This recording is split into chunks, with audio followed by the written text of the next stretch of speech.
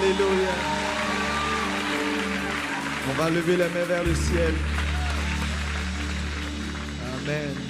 Élève la main, parle à Jésus, demande-lui sa grâce. Dis, Saint-Esprit, parle à mon cœur, change ma vie.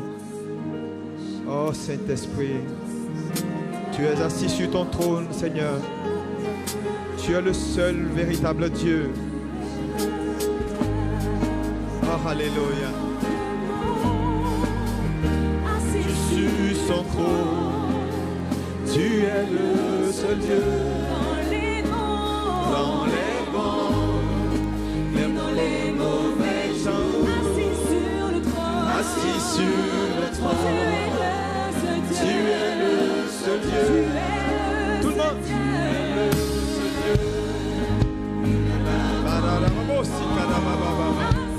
Seigneur, nous te bénissons pour ta fidélité. Tu es le seul Dieu. Et bon, Barada Bassandé de Bos. Bandarada Baba Barada Bassandé. Assis sur le trône.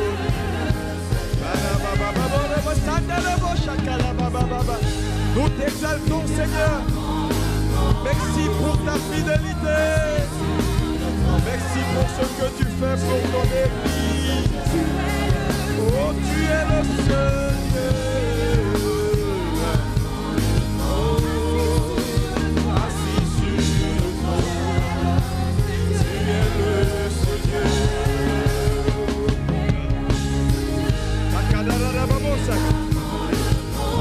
Éternel Dieu d'Abraham, Dieu d'Isaac, Dieu de Jacob, nous exaltons ton trône. Nous te glorifions parce que tu es le seul vrai Dieu. Merci pour ta présence.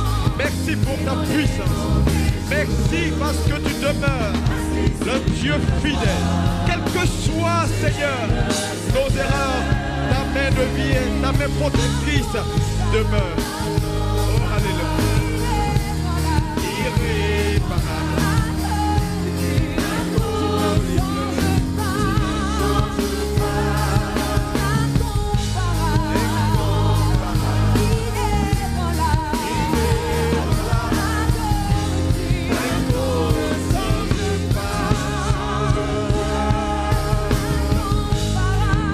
Est-ce que tu peux bénir le nom de celui qui est incomparable, le Dieu fidèle, celui qui garde alliance, celui qui demeure par sa puissance.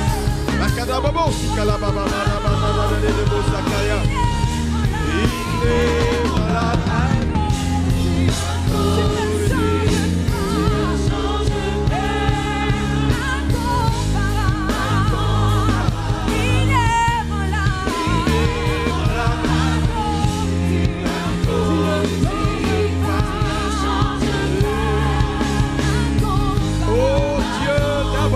Dieu d'Isaac, nos âmes te louent, nos âmes te bénissent.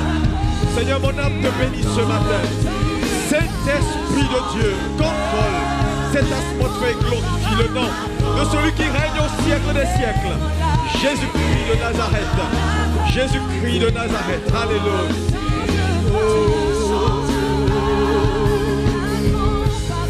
Incomparable.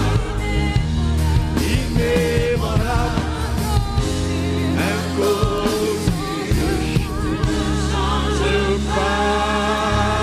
Est-ce que quelqu'un peut donner des acclamations à celui qui ne change pas, à celui qui règne au siècle des siècles, Jésus-Christ de Nazareth? Alléluia! Alléluia! Reçois la gloire, Seigneur. Merci. Alléluia. Asseyez-vous dans sa présence. Merci. Alléluia. Amen, amen. Quel bonheur d'être ensemble. Je suis très content de vous voir. Acclamez le Seigneur. Alléluia. Vous savez, je suis à la maison, donc très heureux de vous retrouver. Félicitations pour Impact Conférence, c'était extraordinaire. Est-ce qu'on peut acclamer le Seigneur? Ouais. Nous voulons bénir le Seigneur pour la clairvoyance de son serviteur et de tous les orateurs qui sont intervenus. Je sais que ta vie a changé. Amen. Que Dieu vous bénisse abondamment. Vous savez, je veux remercier Dieu vraiment pour la vie du pasteur Yvan. Vous savez, c'est pas...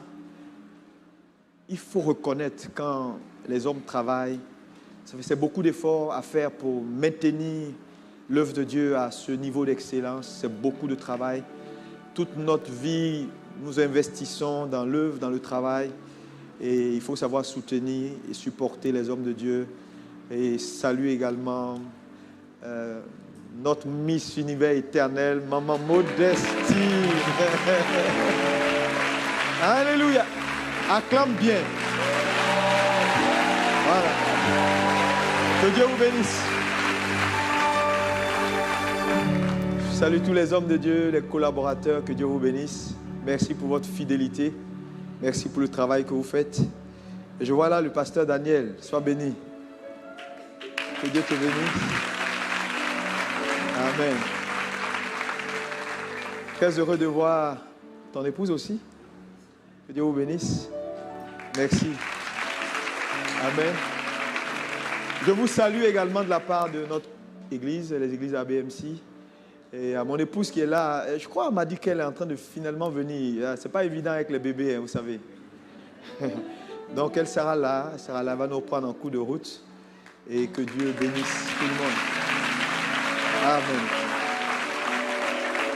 Ce matin, j'ai vraiment un message important pour vous. Vous savez, à Impact Conférence, on a parlé de la fidélité. Quel est ce serviteur fidèle et prudent? Hein? Donc, le bon et fidèle serviteur. Ce matin, le Seigneur m'a mis à cœur de partager avec vous quelque chose d'important. En tant que fidèle serviteur, quelles sont les erreurs à éviter pour ne pas avorter sa destinée? Parce qu'il y a beaucoup de choses que j'ai compris avec le Seigneur. Vous savez, quand tu grandis avec Dieu, plus tu grandis, plus tu deviens humble. Parce que tu te rends compte que finalement, la connaissance, elle est progressive. Ouais. Et donc, je vais vous parler de 5 erreurs à éviter pour ne pas avorter sa destinée. C'est tellement important. Il faut prendre ça au sérieux, pardon. Et il faut noter, il faut prier chaque jour pour ça. Ces points que nous allons voir. Alléluia. Gloire à Jésus. Notre lecture dans Nombre 12, versets 1 à 8. Je salue tous ceux qui nous suivent depuis les réseaux sociaux, la grande famille Impact, Centre chrétien. Que Dieu vous bénisse. Donc, Nombre 12, versets 1 à 8. Marie et Aaron parlaient contre Moïse au sujet de la femme éthiopienne qu'il avait prise. Car il avait pris une femme éthiopienne. Oui. Il dit, est-ce seulement par Moïse que l'Éternel parle? N'est-ce pas aussi par nous qu'il parle? Et l'Éternel l'entendit. Oui. Or, Moïse était un homme fort. Regardez les qualificatifs. Un homme fort, patient, plus qu'aucun homme sur la surface de la terre. Ouais, regarde ça. Ça dit, il est fort patient. Plus qu'aucun homme sur la surface de la terre. Ok, on continue. Notez tous ces points. Soudain, l'Éternel dit à Moïse et à Aaron et à Marie, allez, vous trois, à la tente d'assignation. Et ils y allèrent tous les trois. L'Éternel descendit dans la colonne de nuée et ils se tinrent à l'entrée de la tente. Il appela Aaron et Myriam qui l'avancèrent tous deux. Ok? Et il dit, écoutez bien mes paroles. Lorsqu'il y aura parmi vous un prophète, c'est dans une vision que moi, l'Éternel, je me révélerai à lui. C'est dans un songe que je lui parlerai. Oui? Il n'en est pas ainsi pour mon serviteur Moïse. Ça, c'est des paroles excellentes. Il est fidèle dans quoi? Toute ma maison. Oui, continuons. Je lui parle bouche à bouche. Je me révèle à lui sans énigme. Il voit une représentation de l'Éternel. Pourquoi donc n'avez-vous pas craint de parler contre mon serviteur, contre Moïse? Merci. Vous voyez, le texte que nous venons de lire est extraordinaire parce que Dieu qualifie Moïse d'homme patient, fort, d'homme avec qui il parle bouche à bouche. Il dit, de tous les hommes de la terre, il est le seul à qui je parle face à face. Il dit, pourquoi n'avez-vous pas eu peur de parler de mon serviteur Moïse? Donc, je vais articuler mon propos autour de 5 points. Et je vais utiliser la vie de Moïse comme une vie pour faire une étude, pour vous amener, pour ressortir les 5 erreurs à ne pas commettre. Donc, ce sera une étude de cas à partir de la vie d'un homme qu'on appelle Moïse, pour ressortir 5 erreurs à éviter en tant que serviteur. Dites-moi Amen. D'abord, la première chose que je veux que tu retiennes, c'est que dans la vie, nous ne compétissons pas tous au même niveau. La vie a fait des torts. Certains sont nés dans une famille pauvre, d'autres dans des familles riches. Il y a beaucoup de torts que la vie cause. Et vous savez, ces torts-là peuvent handicaper. Mais lorsqu'on devient chrétien et qu'on donne sa vie à Jésus, le fait d'avoir accepté Jésus, Dieu a la capacité de réparer ces torts-là. Si on a fait un choix qui n'est pas bon hier, aujourd'hui on peut faire le bon choix. Mais à côté de ces erreurs ou de ces torts que la vie peut faire à un homme, il y a des erreurs de destinée qu'il faut éviter. Et c'est très important, c'est ce que je vais partager avec vous, parce que c'est des erreurs qui peuvent être fatales. Fatales. Amen. Et ce matin donc, nous allons voir ces erreurs. Mais avant d'arriver à ces erreurs, je voulais d'abord vous présenter la vie de cet homme qu'on appelle Moïse, parce que c'est à partir de sa vie que nous allons ressortir ces points. Moïse est un homme singulier dans sa génération. Nous pouvons le voir. Lisons Deutéronome 34, versets 10 à 12. Deutéronome 34, versets 10 à 12. Amen. On va le lire ensemble parce que je veux que tu retiennes toutes ces paroles que Dieu prononce. Oui. Il n'a plus paru en Israël de prophète semblable à Moïse, que l'Éternel connaissait face à face. Continuons. Nul ne peut lui être comparé pour...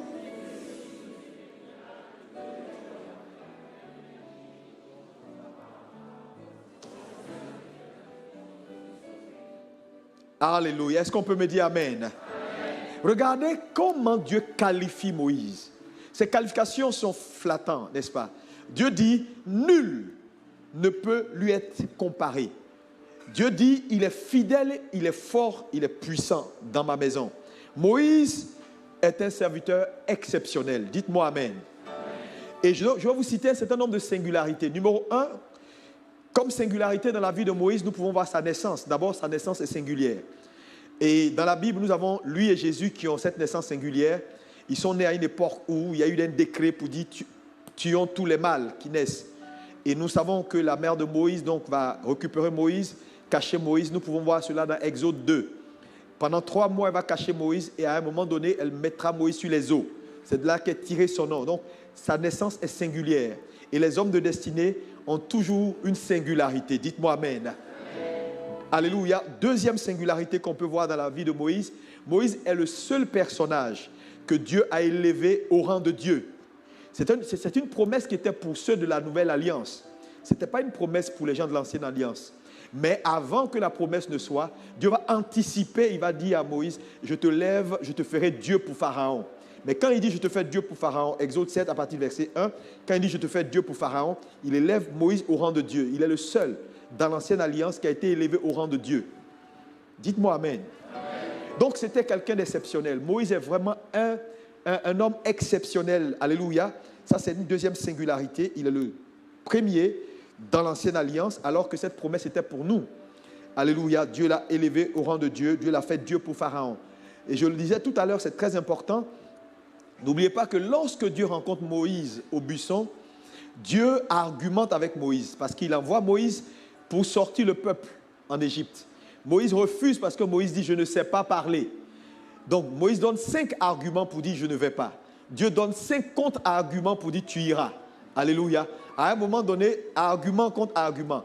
Maintenant, plus tard, lorsque Dieu dit à Moïse « je te ferai Dieu pour Pharaon », Moïse accepte maintenant de partir en Égypte. Qu'est-ce qui a fait la différence? Moïse a été élevé dans la maison de Pharaon comme Égyptien. N'oubliez pas qu'on l'a récupéré sur les eaux bébé. Donc Moïse a été éduqué égyptien. Et en tant qu'Égyptien, Moïse savait que Pharaon était Dieu. Et voilà qu'il rencontre un feu qui brûle un buisson et il entend une voix qui dit « Va en Égypte, sortis mon peuple, va affronter Pharaon. » Il dit « Quoi? Pharaon est Dieu, je le sais, j'ai vécu dans sa maison. C'est un Dieu. » Donc lorsque Dieu élève Moïse au rang de Dieu, Moïse comprend maintenant qu'il peut maintenant partir. Parce que c'est seulement un Dieu qui peut combattre un Dieu. Et donc, il y a des défis dans la vie que vous ne pouvez pas vaincre si votre statut ne change pas. Je prophétise ce matin que ton statut change au nom de Jésus. Oui, Moïse l'a compris parce que Moïse savait que s'il allait affronter Pharaon, il n'allait pas pouvoir le vaincre parce que Pharaon était Dieu. Maintenant, donc Dieu le lève au rang de Dieu. Il dit voilà, maintenant on peut partir parce que là, c'est un Dieu qui affronte un Dieu. Alléluia. Je prie que tous les défis qui t'ont fait face, pendant cette année 2019 qui va vers la fin, que Dieu élève ton niveau au nom de Jésus, change ton statut au nom de Jésus. Alléluia. Quand Dieu te change de statut, alléluia, il y a des défis qui t'ont vaincu hier qui ne peuvent plus te vaincre. Alléluia. Et ce sera ton cas au nom puissant de Jésus-Christ de Nazareth. Alléluia. Donc, troisième singularité de Moïse, on peut voir que Moïse est également le seul homme dans la Bible qui a vaincu la plus grande armée en son temps au monde. N'oubliez pas que l'Égypte antique était une puissance mondiale. C'est un peu comme aujourd'hui, on peut comparer l'Égypte antique aux États-Unis. Maintenant, dire à un homme d'aller attaquer une telle puissance, c'est suicidaire, n'est-ce pas?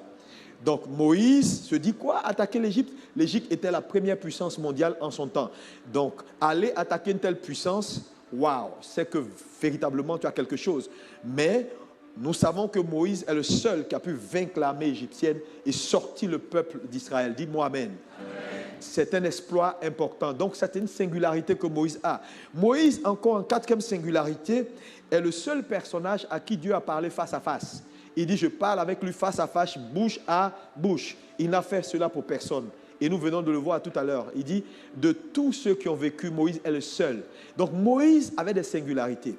Et quand on regarde ces singularités, on peut dire de Moïse, c'est un serviteur exceptionnel que Dieu a approuvé. Parce qu'il a dit, il est fidèle dans toute ma maison. Est-ce qu'on peut dire Amen? Wow. Moïse, fidèle dans toute la maison du Seigneur. Mais regardez, malgré tout ce que Dieu a fait avec Moïse, malgré cette grandeur que Dieu a donnée à Moïse, malgré cette élévation que Dieu a donnée à Moïse, Moïse a commis certaines erreurs. Et c'est ce que nous allons étudier pour vous dire simplement que si Moïse, malgré cette élévation, si Moïse, malgré ses qualifications importantes, si Moïse, malgré le statut qu'il avait, a pu commettre ces erreurs, parmi vous ici, il n'y a personne qui, s'il ne fait attention, ne va échapper. Donc, ça veut dire que, quelle que soit la position que Dieu nous donne, nous devons toujours faire attention. Est-ce qu'on peut me dire Amen? Amen. Amen. Alléluia. Alléluia. Et donc, nous voyons que Moïse a fait des erreurs. La première erreur que Moïse a commise et que je te conseille de ne jamais commettre si tu ne veux pas avoir ta destinée avortée, c'est ce que j'appelle Moïse a négligé ses fondements anciens. Il a négligé ses fondements anciens. Dis avec moi, fondements anciens. Plus fort. Lisons ensemble le psaume 11, verset 3. Qu'est-ce qui est dit dans le psaume 11, verset 3? Oui. On lit ensemble tous au tableau, c'est très important parce que la lecture, elle est bonne pour te permettre de retenir. Quand les fondements sont renversés, le juste... Voyez, c'est une question. Quand les fondements sont renversés, le juste, que ferait-il? Il pose une question. Il ne donne pas de réponse à cette question. Il pose la question. Mais ici, on ne dit pas... L'inconverti, que ferait-il? Ou le païen, que ferait-il? Quand les fondements du juste sont renversés, le juste, que ferait-il? Donc, on parle ici du juste. Qui est le juste? C'est celui qui est justifié, c'est celui qui est dans l'alliance abrahamique. Nous sommes les justes. Dis, je suis juste. C'est très important. Donc, ici, la Bible ne s'adresse pas, ou Dieu ne s'adresse pas aux inconvertis, il ne s'adresse pas aux païens, il s'adresse à des gens qui connaissent Dieu, qui sont dans l'alliance abrahamique. Dites-moi Amen.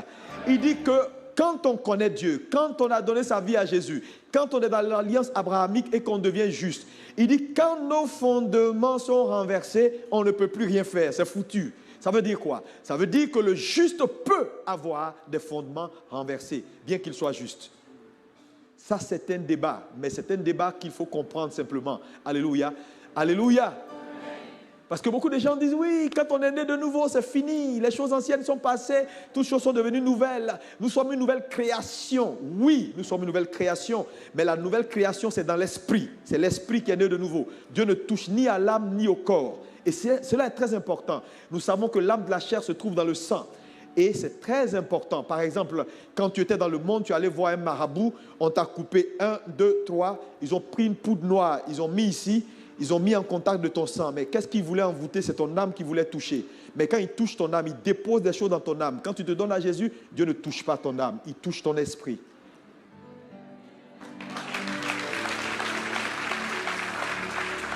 Et la nouvelle naissance est une résurrection. C'est pourquoi il pouvait dire de Lazare, lorsqu'il vient devant le tombeau, il dit Lazare sort. Ça, c'est la résurrection.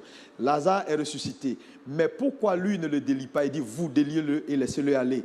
Pourquoi? Parce que Jésus a la responsabilité de nous permettre de naître de nouveau, de nous ressusciter, mais il ne nous délivre pas. C'est les autres qui nous délivrent. Donc, ta responsabilité, elle est importante. Vous savez, il ne faut pas négliger ces choses. Si vous négligez ces choses-là, votre vie va entrer dans tous les sens. Alléluia. Il faut comprendre la parole de Dieu. Quand les fondements du juste sont renversés, le juste, que ferait-il? Ce n'est pas moi qui ai écrit la Bible. Je ne fais qu'un constat. C'est que le juste peut avoir des fondements renversés. Moïse a négligé ses fondements. Pourquoi?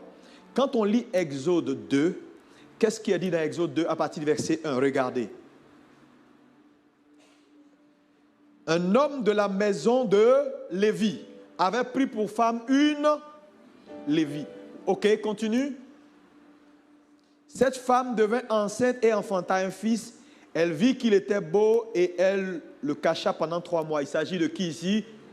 De Moïse. Donc la Bible nous révèle que Moïse est né de quoi? De père et de mère Lévi. C'est très important. Ce n'est pas rien. Ton père est Lévi, ta mère est Lévite. Ok. Moïse grandit, Moïse rencontre Dieu. Alléluia. Mais il ne prend jamais le soin de dire, mais je viens d'où? Qui est mon père? Qui est ma mère? Quels sont leurs défis? Qu'est-ce qui est à la base de ma vie? Quels sont mes fondements anciens? Moïse ne prend jamais le temps de faire référence à ça. Mais regardez quelque chose. Alléluia. Est-ce que quelqu'un peut me dire un bon amen? On va faire une lecture maintenant dans Genèse 49, versets 4 à 7. Genèse 49, versets 4 à 7. Il faut suivre, c'est très important parce que je dis des vérités qui ont besoin d'être soutenues. Ici, dans Genèse 49, Jacob s'apprête à bénir ses 12 fils. Et dans la bénédiction qu'il va annoncer, il dira sur chaque fils ce qu'il est et ce qu'il sera. Ce qu'il est et ce qu'il sera. Maintenant, nous commençons par là. Il parle maintenant de Ruben. Il dit, impétueux comme les eaux, tu n'auras pas la prééminence car tu es monté sur la couche de ton père, tu as souillé ma couche en y montant. Continuons. Maintenant, il arrive au verset 5. Il dit maintenant, Siméon et Lévi, on lit ensemble. Son frère, oui, leur... Oui. Oui. Oui. Oui. Oui. Maudit soit leur colère, car elle est violente, et leur fureur, car elle est cruelle. Je les sépare dans Jacob et je les disperse dans Israël. C'est trop grave. On dit de Lévi et de Siméon qui sont coléreux et que leur colère est destructrice. Leur colère a tué des hommes. Il dit maudit soit leur colère. Il dit je les disperse dans Israël. Il dit 3 choses qui sont graves. Maintenant, toi, tu es né de père et de mère Lévi. On dit ça d'eux. Ça te dit rien.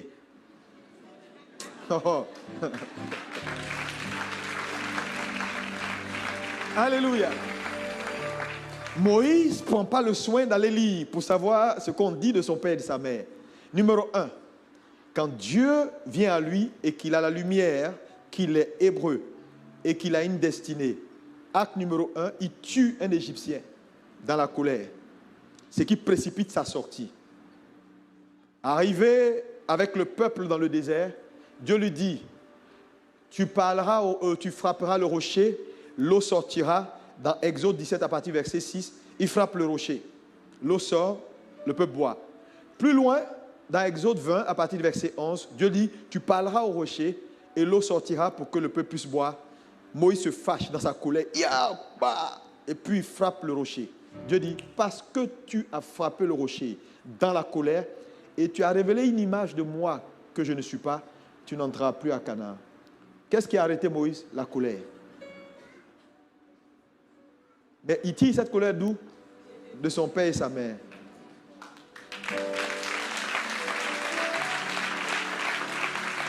Église de Jésus-Christ de Nazareth, ce n'est pas des choses qu'il faut négliger parce que vous n'êtes pas sortis d'un bois. Vous êtes sortis de quelque part. Et je l'ai dit tout à l'heure, quand vous naissez de nouveau, Dieu change votre esprit.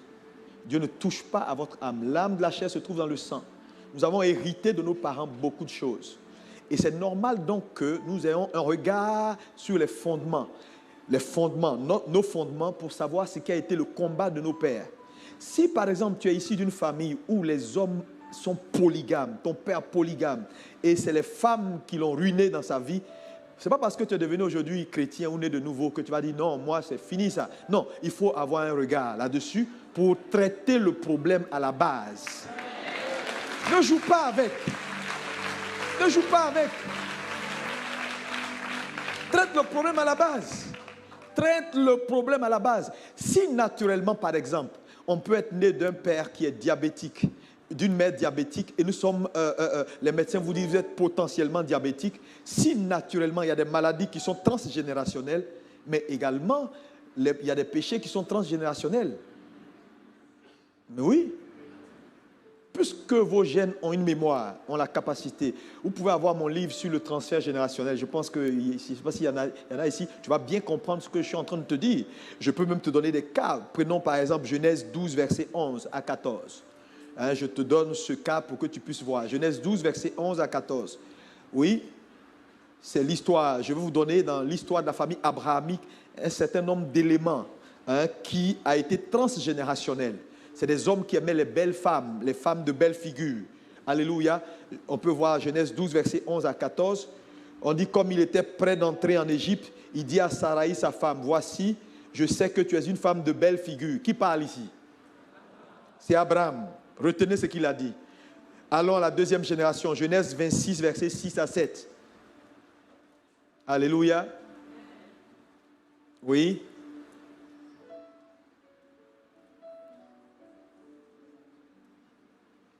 Genèse 26, 6 à 7. Lorsque les gens, 6 à 7, à partir du verset 6, Isaac resta à Guérar. Oui, continuons au verset 7. Lorsque les gens du lieu faisaient des questions sur sa femme, il disait, c'est ma sœur, car il craignait en disant, ma femme, que les gens du lieu Parce que Rebecca était quoi? Ok, ça c'était le père Isaac, le père Abraham. Maintenant nos fils, ok.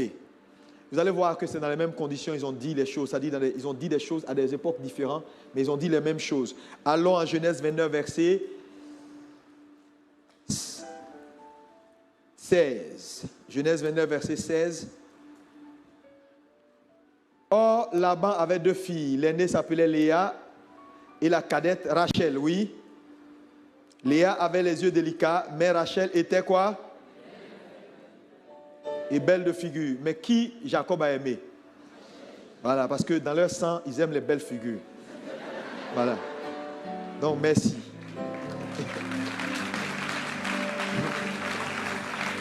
Alléluia. Maintenant, de la troisième génération, continuons dans la même famille. Allons à la 10e génération avec David. 2 Samuel 11, verset 2. 2 Samuel 11, verset 2. Oui. Un soir, David se leva de sa couche et comme il se promenait sur le toit de la maison royale, il aperçut de là une femme qui se baignait et qui était très belle de... Voilà.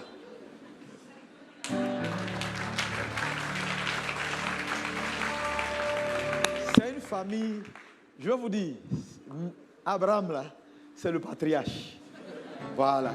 Donc on a vu que ce problème était générationnel. Jusqu'à la 10e génération, ça se promenait. Belle figure, belle figure, belle figure, belle figure. Ne jouez pas avec vos fondements. Moïse a négligé ses fondements. C'est la colère qui l'a empêché d'entrer à Canaan. Église de Jésus-Christ. Il s'est fâché là où Dieu lui a dit parle. S'il avait réglé son problème, il serait entré. Il a prié Dieu 512 fois. 512 fois, il a présenté le sujet au Seigneur. S'il te plaît, tu es le plus grand. Tu es un bon Dieu. Il voulait baratiner Dieu. Laisse-moi entrer. Dieu dit, écoute, ne me présente plus jamais ce sujet. Tu n'entreras pas. Mais parce que tu as été fidèle, je te ferai voir de loin Canaan. Il n'est pas entré. Hein. C'est écrit que Dieu voulait qu'il entre. Mais il n'est pas entré. Voilà la vérité, il n'est pas entré. Mais ce n'est pas parce que Dieu ne voulait pas qu'il entre. Il n'est pas entré parce qu'il n'a pas réglé un problème qu'il a arrêté. Dieu voulait qu'il entre.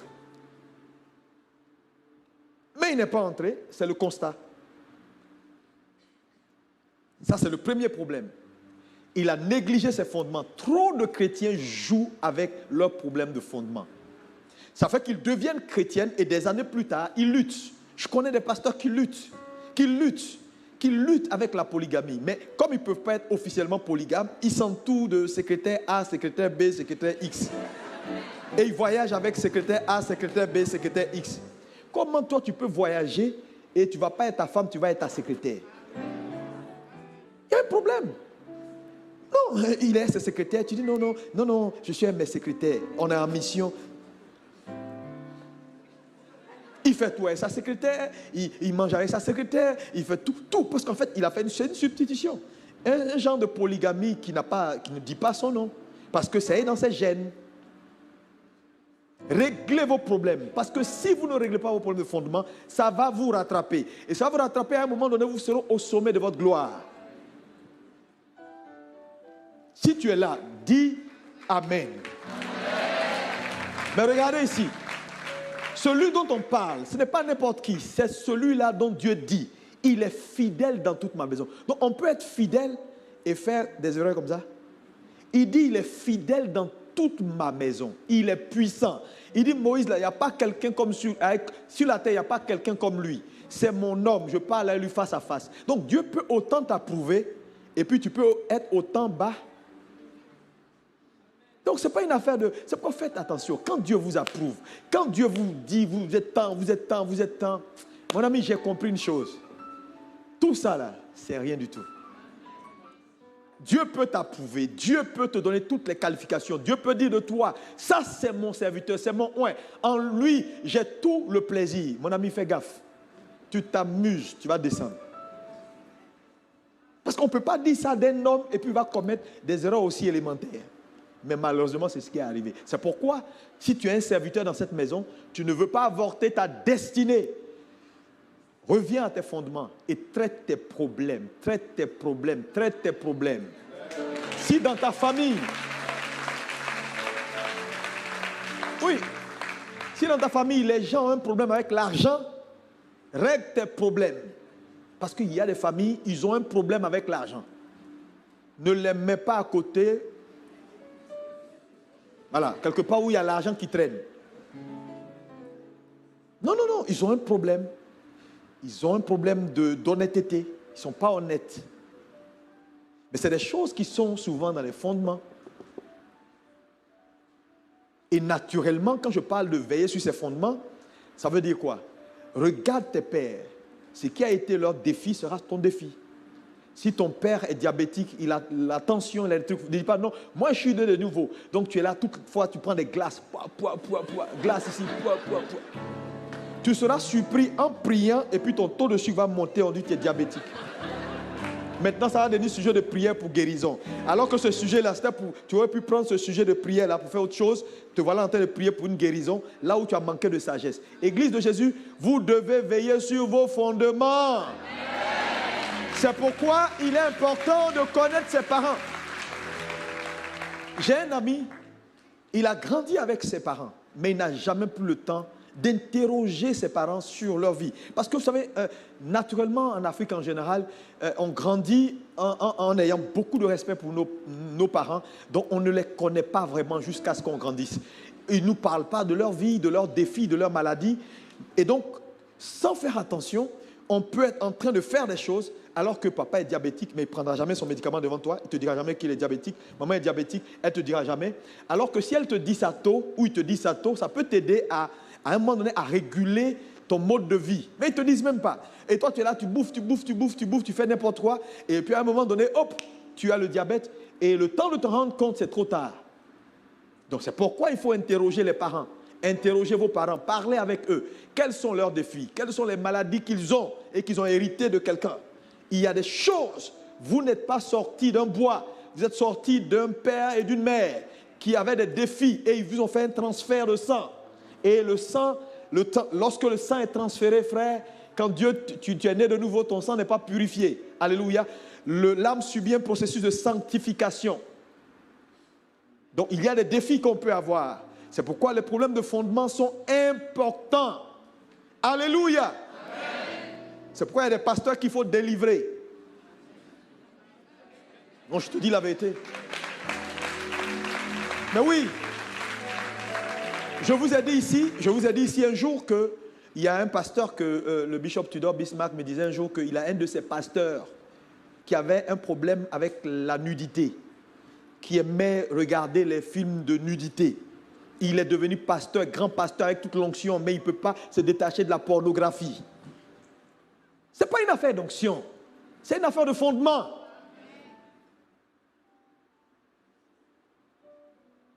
Réglez vos problèmes. Regarde ton voisin et dis, règle tes problèmes. Tu sais tes défis, règle-les. Arrête de nous distraire, règle tes problèmes. Dans le secret de ta conscience avec Dieu, il faut t'asseoir. Ce qui te fait descendre tout le jour bas là. Dis-toi, Seigneur, il faut que je règle ce problème. Et puis règle le problème.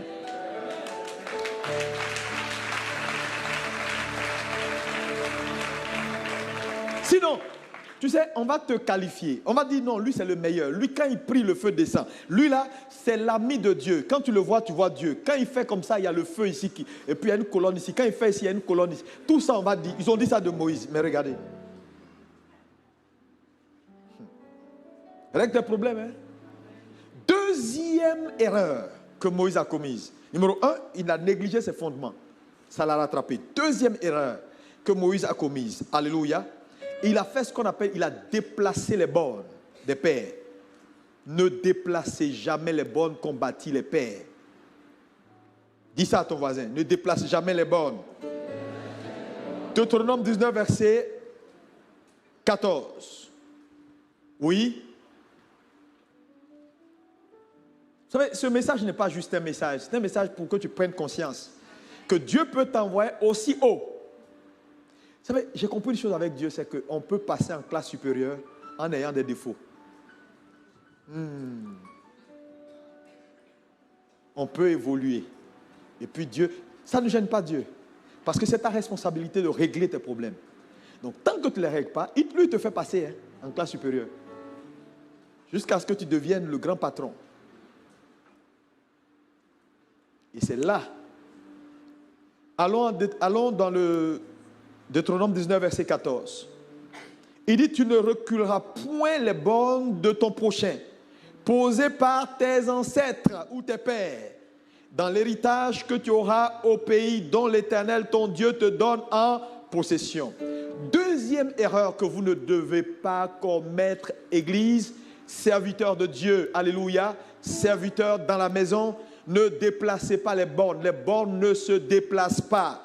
Il y a des bornes qu'ont posées nos pères, ce sont des balises pour ne pas qu'on se perde dans la vie. Trop de chrétiens font ce qu'ils veulent.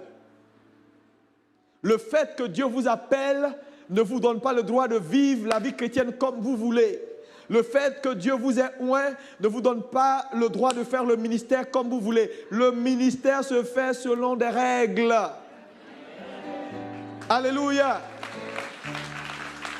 Le fait que je sois pasteur Alexandre Amazou, président d'une église, et que je peux dire A, et puis c'est A, personne ne peut dire le contraire, ne me donne pas le droit de dire ou de faire ce que je veux. Église, église, église. Nous sommes juste des gérants. Alléluia. Rien ne nous appartient. Même l'œuvre que nous sommes en train de faire là ne nous appartient pas. Alléluia. Les bornes ne se déplacent pas. Et dans la Bible, il y a des bornes, il y a des bornes, il y a des bornes. Moïse a cru que Dieu quand même m'a rencontré. Il est venu me voir au buisson, on a parlé. On a parlé. Il m'a quand même appelé. C'est lui qui m'a appelé, c'est lui qui a dit je ne voulais pas partir, c'est lui qui m'a convaincu de partir. Donc je peux me permettre de déplacer, il va comprendre. Frère, il ne comprend pas. Ce n'est pas parce que tu es pasteur que tu peux faire de l'argent de l'église ce que tu veux. Non, non.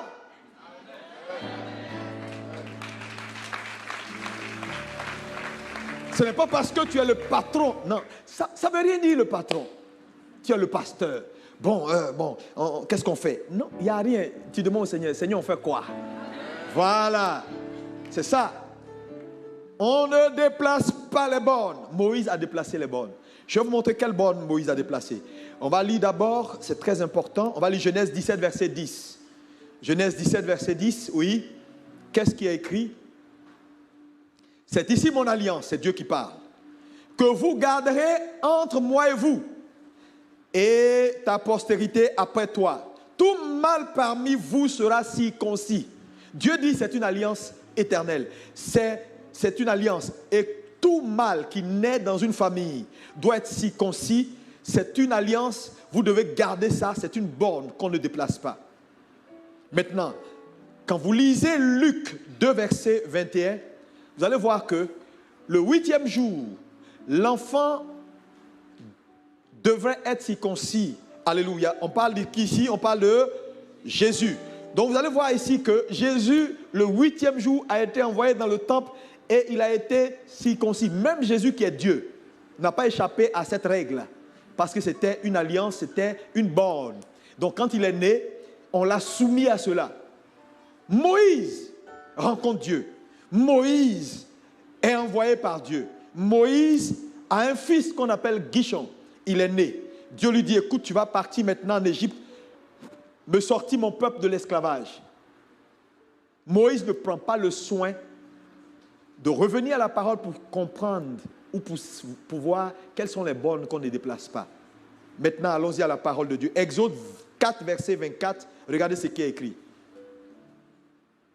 On lit ensemble, tout le monde, regardez le tableau.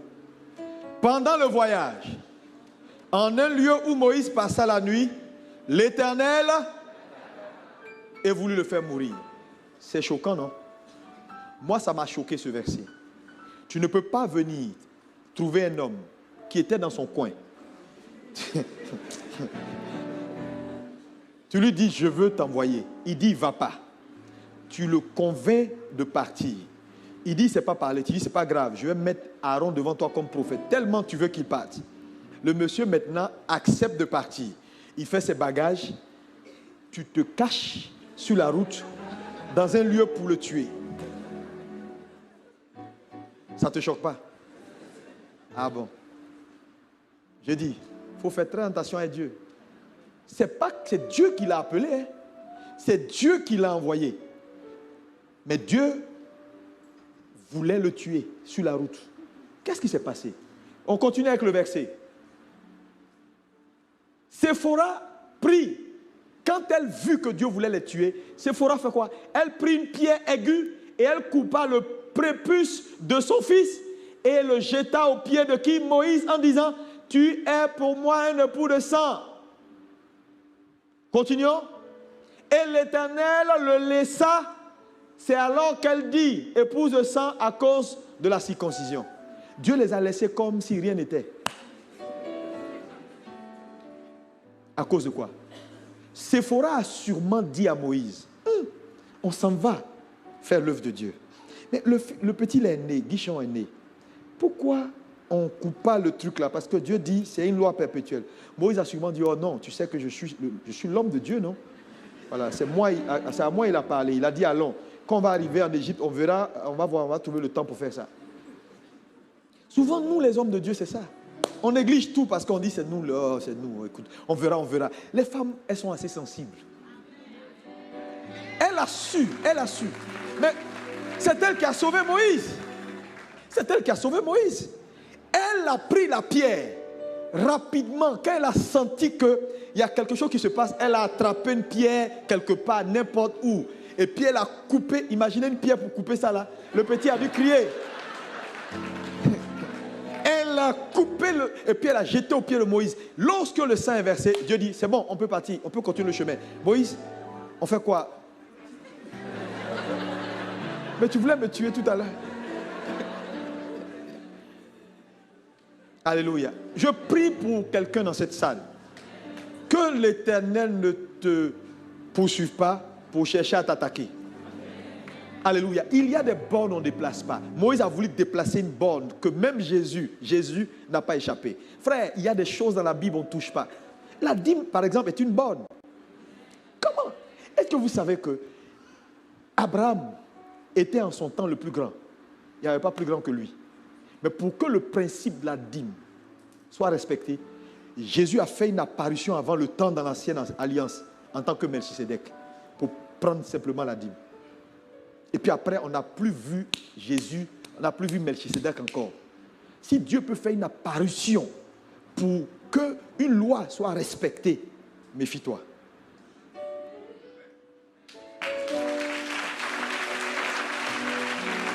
Frère, la Bible a des exigences. Il y a des choses qu'on ne déplace pas. Aujourd'hui, n'importe qui fait n'importe quoi. Il voit un vieux, il insulte le vieux. J'ai dit, si tu insultes ou tu ne respectes pas un vieux, tu ne vas pas vieillir. Non, parce que la vieillesse est une semence. Oui, ou est une moisson au moins. Est une moisson. Quand tu vois quelqu'un qui a vieilli, il est en train de moissonner quelque chose. Tu veux vieillir, il faut le respecter. Parce que l'onction que tu ne respectes pas ne peut pas avoir manifestation dans ta vie. Ce n'est pas possible. Le respect des anciens est une borne.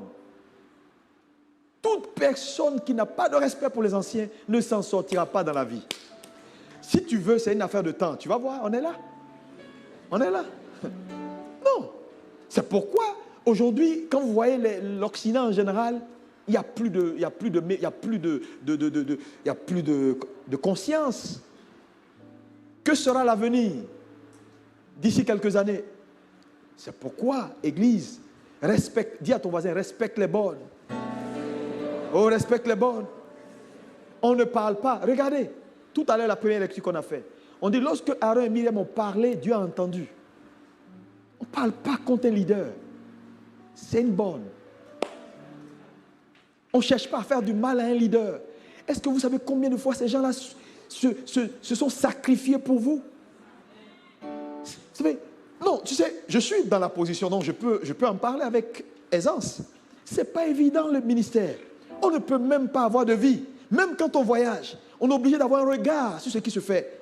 Alléluia, parce qu'il y a tellement de loups prédateurs. On ne veut même pas que les gens soient exposés à n'importe qui. Parce que n'importe qui vient, il dit les hommes de Dieu, mais en fait, l'esprit qui est derrière n'est pas le bon. On est obligé d'être vigilant. On vieillit même avant l'âge. Et quand ces hommes se sacrifient pour vous, et vous êtes tout le temps en train de les fatiguer, de les critiquer, frère, vous êtes en train de déplacer des bornes. Il y a des bornes qu'on ne déplace pas. Qui que tu sois. Aujourd'hui, peut-être tu es un pasteur. Et vous savez, c'est ce qui est dommage. Tu vois pas, il y a des gens qui sont venus ici à ICC, là, ils ne savaient rien.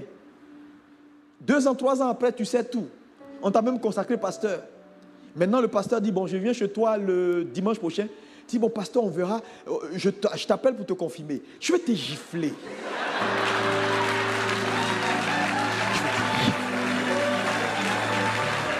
Tu vas comprendre. Je ne sais pas. Les gens, aujourd'hui, ils sont devenus des patrons. Vous voyez, des patrons. Prends le micro. Oh, vous savez, l'Éternel, le Seigneur. Je veux te... Tu étais là, tu ne savais même pas ta droite de ta gauche. Non, non, il faut être reconnaissant. Un investissement que quelqu'un fait dans ta vie n'a pas de prix. Il n'a pas de prix. Moi, j'ai un respect sacré pour ceux qui m'ont fait. Qu'importe là où Dieu m'amènera. Non. Quand je les vois, révérence. Révérence. Il y a des bornes qu'on ne déplace pas. Moïse, le grand Moïse, croyait que le fait d'être grand, le fait d'être qualifié, le fait d'être fidèle dans toute la maison de l'Éternel pouvait l'exempter de respecter les règles de jeu. Le ministère se fait avec des règles. On ne fait pas le ministère n'importe comment. C'est pourquoi tous ceux qui s'appellent, qui s'autoproclament eux-mêmes prophètes. Mais attends, quand Paul a rencontré Jésus sur la route de Damas, il aurait pu aller faire son ministère. Il n'a pas rencontré un homme, mais Jésus. Il met sur sa carte de visite. Moi, Paul, serviteur de Dieu, je n'ai été appelé par personne. Jésus lui-même m'a rencontré. Ce n'était pas suffisant. Mais non, hein. Il est allé quelque part. C'est un homme qui l'a envoyé. C'est-à-dire, tu peux rencontrer Jésus, mais tu as besoin d'un homme pour être envoyé.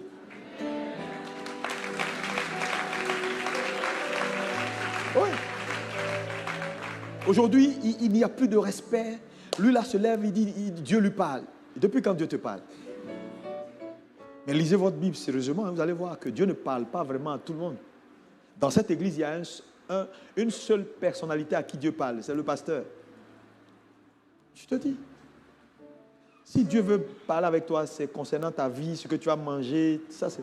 Mais sur le ministère, là, il y a une seule personne à qui Dieu parle. Donc quand il a dit, c'est ici. Il n'y a pas quelqu'un qui peut dire, je pense que... Souvent, tu vas dans des églises, le pasteur parle, le jeune pasteur assistant qui est là où, je ne sais pas quoi, il vient, il prend le micro, il dit, je sens dans mon esprit qu'on doit aller dans ce sens. Il faut venir faire ça chez moi.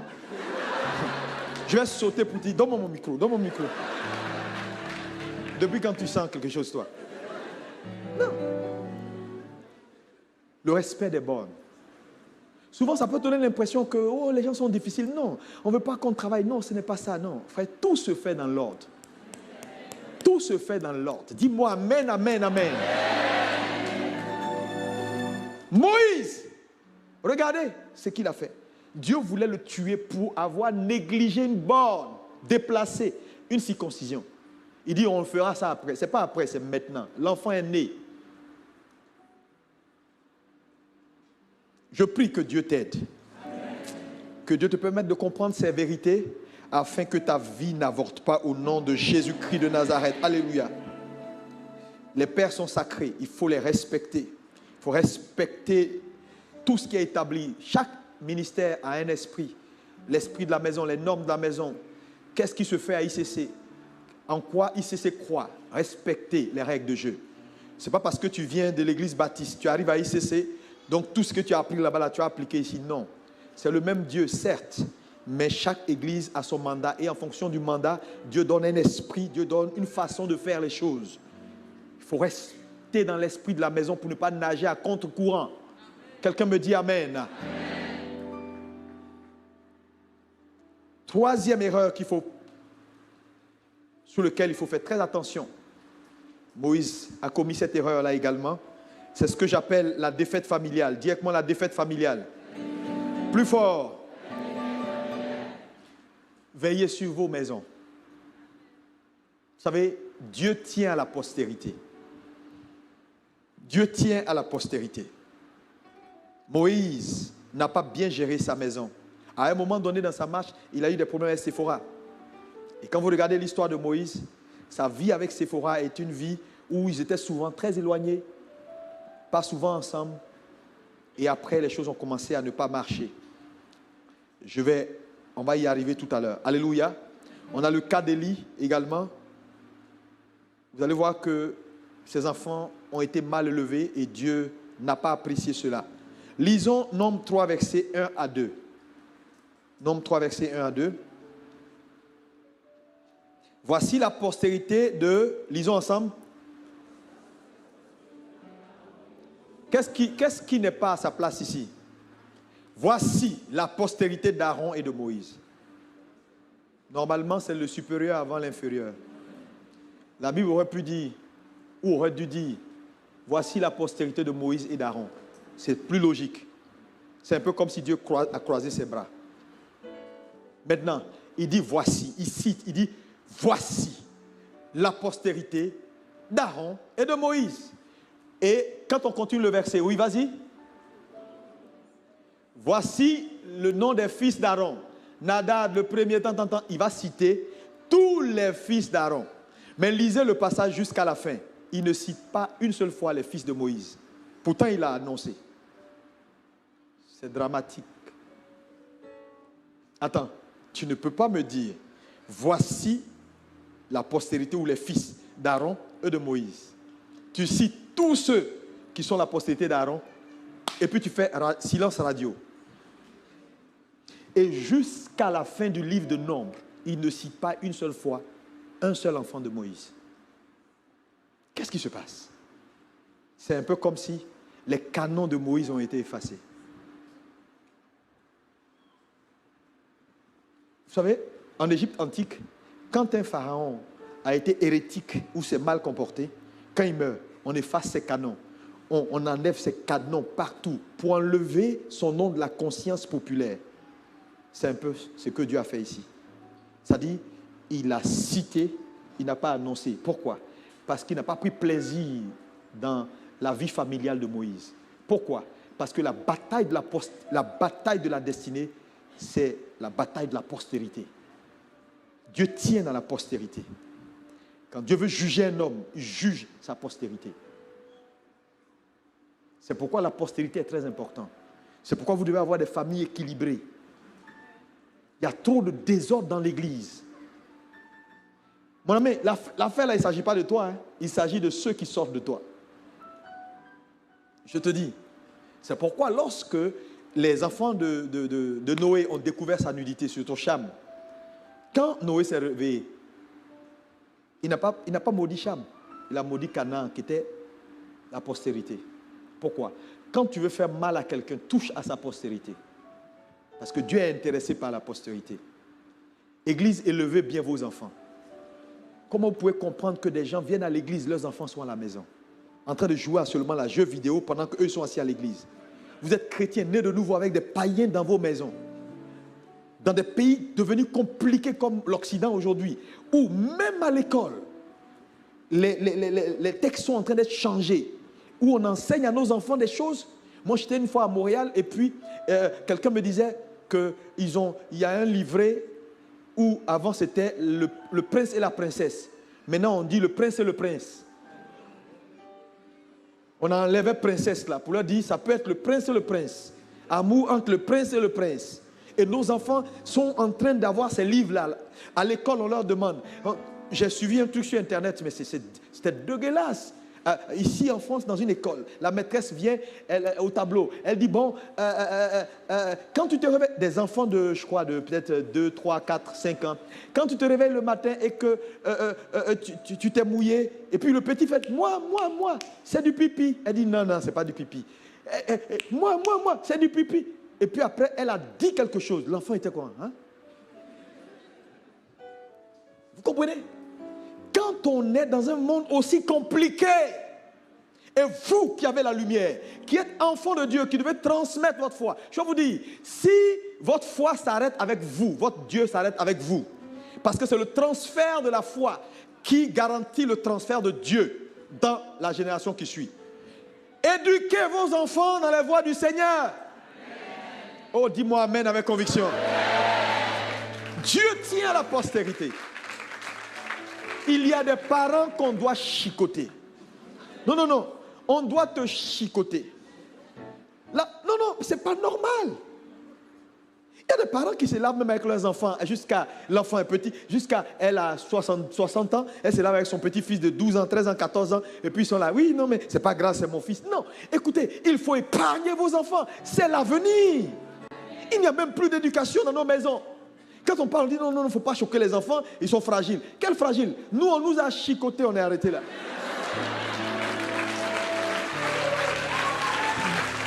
Ouais. On nous a chicoté.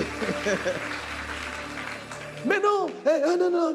Et puis les enfants sont devenus impolis. Et puis il y a des enfants qui giflent leur maman, qui giflent leur papa. Pourquoi tu me gifles? Je n'aime pas ça. Ça ne se fait pas. Non. Tu le gifles aussi. Quand il va pleurer, il va dire, ça là on ne fait plus. Si tu fais, je vais te gifler. Il ne va plus te gifler. Dieu tient la postérité, frère. Moïse, regardez une famille. Comment tu peux être grand? Comment tu peux avoir autant de témoignages? Comment peut être le Moïse qu'on connaît dans la Bible? Après lui, à qui? Ils ont un seul fils, Guichon. Guichon, là, tu as entendu parler de lui combien de fois dans la vie? Non, tu sais, je veux te dire, la réussite d'un homme, c'est dans sa postérité. C'est pourquoi on dit souvent, on dit les enfants des pasteurs, ils sont rien, ils deviennent rien, parce qu'on fait tout sauf réellement gérer ce qui est essentiel. Non, je te dis la vérité. Dieu, il n'est pas un homme pour dire non, tu as eu beaucoup de fils spirituels, c'est bon. Mais ta maison, Moïse, rien.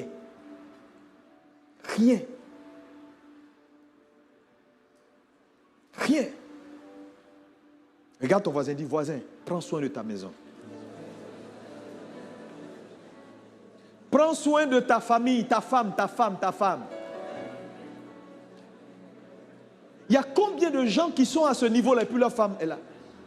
Un décalage. Le monsieur est là, la femme est là. Regardez, Séphora, elle a coupé le prépuce. Et quand elle a coupé, maintenant elle dit tu me seras redevable. Moïse, je suis ton épouse de sang. Qu'est-ce qu'elle est en train de dire à Moïse? À partir d'aujourd'hui, là, toi et moi, on est au même niveau. Tu me dois ta vie. Dieu n'a pas aimé ça du tout. Lisez la Bible. C'est à partir de là que Moïse a commencé à dégringoler. Une femme ne peut pas monter au niveau de son mari. Je te dis la vérité. Parce que le ministère, là, quand Dieu appelle un homme, c'est lui qui l'a appelé. Si c'est la femme qui l'a appelé, c'est la femme qui l'a appelé. Qu'est-ce que je veux vous dire? Je l'ai dit tout à l'heure, excusez-moi pour le mot, le ministère n'est pas sexuellement transmissible.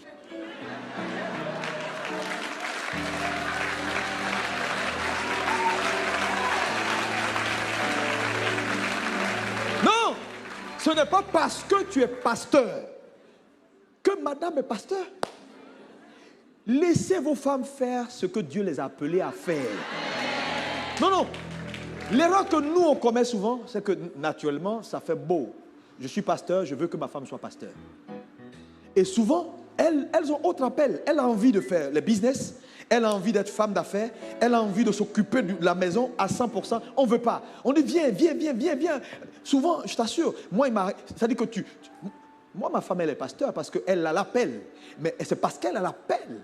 Et je pense, quand elle a l'appel, elle l'appelle. Maman Modestine, elle est pasteur, elle a l'appel.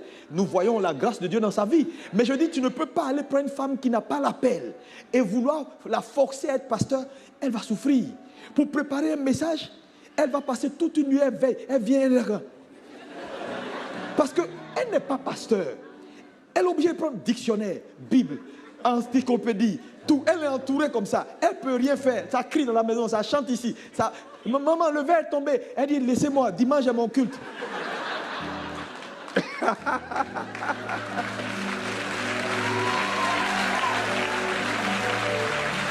Alléluia. Et on met la pression sur nos femmes parce qu'on veut de la performance comme nous. On veut qu'elles soient partout avec nous. Je t'assure, elles ne peuvent pas être partout avec nous dans tous nos nombreux programmes, souvent qui n'ont ni tête ni cœur. Qui va gérer la maison? Qui va s'occuper des enfants? Qui va veiller à ce que la postérité demeure? Frère, ne jouez pas avec. Il y a des gens, à force de vouloir partir, ils n'ont même pas vu leurs enfants grandir. Heureusement pour les femmes. Est-ce qu'on peut acclamer les femmes? Alléluia!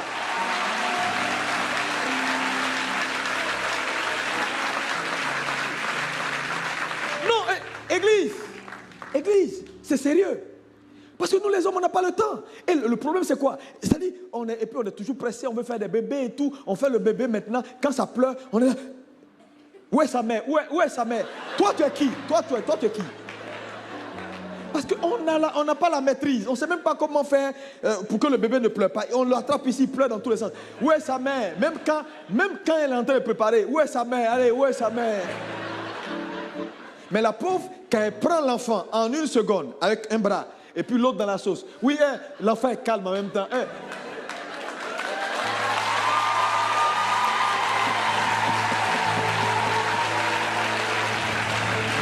Alléluia. Donc, ce que je veux dire, il faut donner à chacun sa place. Si elle n'a pas l'appel, aide-la à se développer dans ce qu'elle croit, ce qu'elle aime. Je t'assure, ce sera une bénédiction pour toi et ta maison. Si tu pousses ta femme à faire ce qu'elle n'a pas envie de faire, tu vas handicaper la maison et tu vas détruire la cellule familiale. Alléluia. Aimez vos femmes, aimez vos maris. Est-ce que quelqu'un peut me dire amen? Il y a trop de désordre aujourd'hui dans l'église. Les affaires de divorce. Moi, je ne suis pas dedans.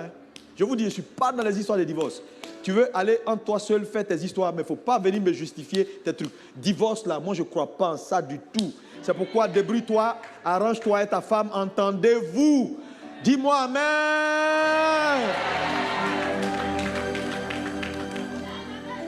Quelles que soient les justifications, moi je ne suis pas dedans. Je ne suis pas dedans. Je ne crois pas en ça du tout. Entendez-vous. Parce que dans tous les cas de figure, les enfants là, ils vont grandir, ils vont vous laisser à deux. Comme au départ. Donc si les enfants sont votre sujet de discussion, votre raison de vivre, le jour où ils vont partir là, vous allez être deux étrangers dans la maison. Donc entendez-vous, c'est très important. Alléluia. Moïse a échoué dans la cellule familiale et Dieu n'a pas aimé cela. Tu ne peux pas être aussi grand et tu n'as pas de postérité. Pense ici, 10 ans, 20 ans, tes enfants seront quoi? Le ministère, à quel niveau ils seront? Qu'est-ce qu'ils seront? Il y a des enfants qui ne connaissent même pas la Bible. Ils connaissent tous les noms des jeux vidéo, des nouveaux films qui sortent. Tu leur dis l'histoire de David. Raconte-moi, ils ne peuvent même pas. Pourquoi? Parce que les parents n'ont même pas le temps d'avoir un regard sur l'éducation des enfants. Depuis combien de temps tu as prié avec tes enfants?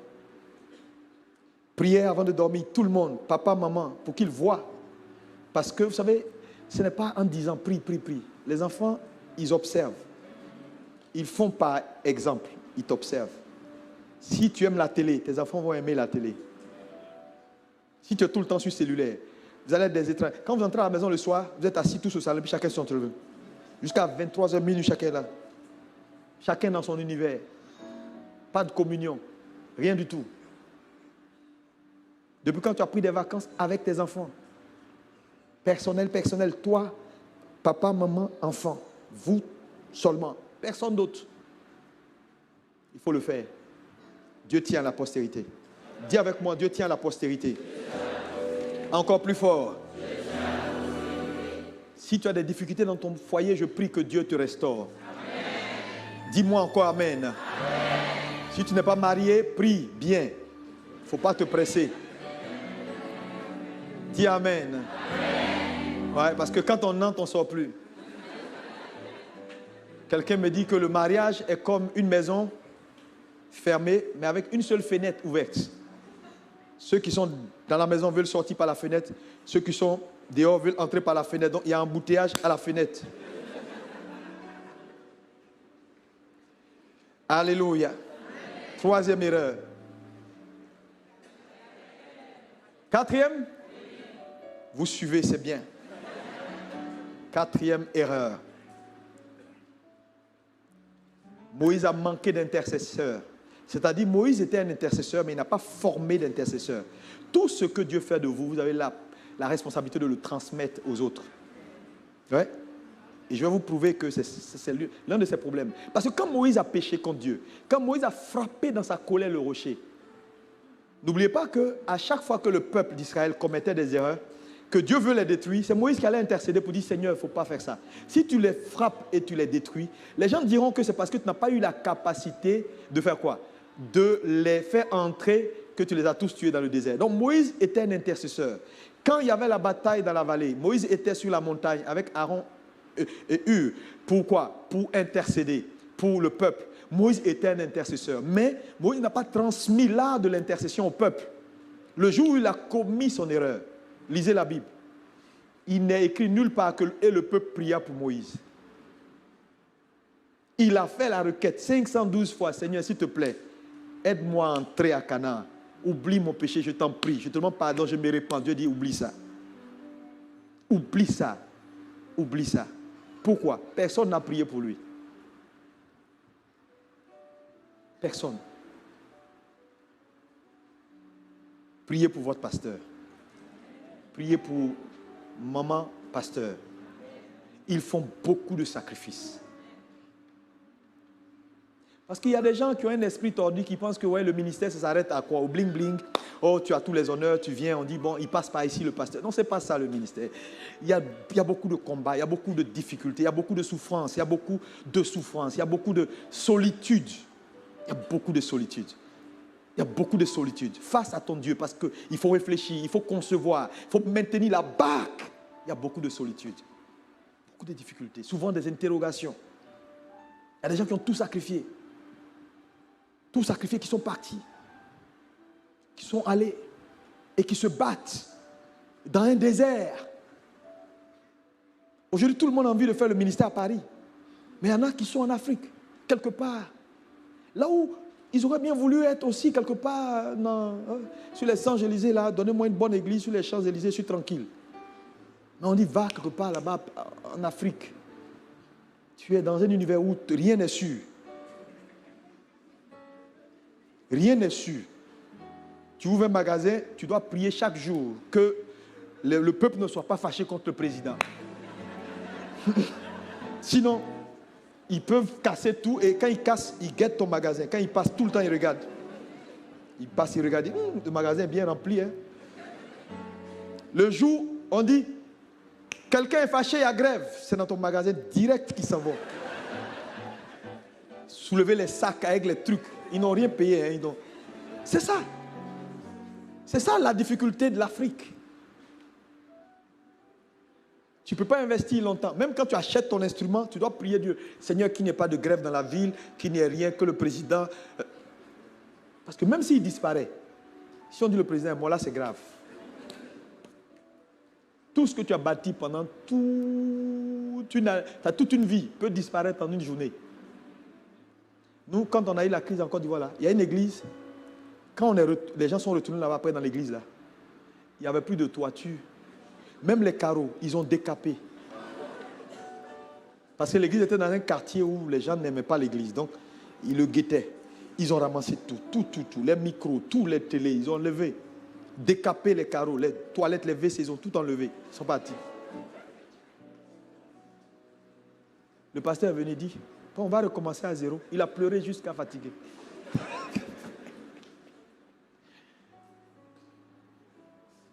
Alléluia. Enseignez aux gens à prier pour vous. Priez pour vos pasteurs. Intercédez pour eux. Ce n'est pas évident. Le peuple n'a pas prié pour Moïse. Ils ont laissé Moïse avec son Dieu. Moïse a tenté de renverser la situation, mais ce n'était pas possible. Le peuple était occupé à autre chose. Ils disent, Moïse, ça c'est ton affaire avec Dieu, tu règles ça. Regarde ton voisin, dis voisin, pardon, prie pour moi. Prie pour moi. J'ai besoin de toi. Alléluia. Parce qu'il y a des choses que tu ne pourras pas faire de toi-même. Tu auras besoin d'une voix de soutien pour t'aider. L'intercession, c'est ça l'intercession. Intercéder, c'est être à la brèche, se mettre entre deux parties et puis plaider. Mais souvent l'intercession dépend de la personne qui intercède. Hein. Si toi tu as un problème, par exemple, avec ton mari, ou bien la femme est fâchée contre le mari sait qui je peux envoyer au milieu de nous là, et madame ne va pas dire non. Donc très souvent quand tu envoies le bon intercesseur, quand elle voit le monsieur, elle dit, oh tu m'as eu. Bon, c'est bon, on se réconcilie. Tellement elle respecte le monsieur. C'est pourquoi un intercesseur n'est pas n'importe qui. Mais aujourd'hui, dans nos églises, on choisit n'importe qui pour être intercesseur. Eux-mêmes, ils énervent Dieu et puis veulent être intercesseurs.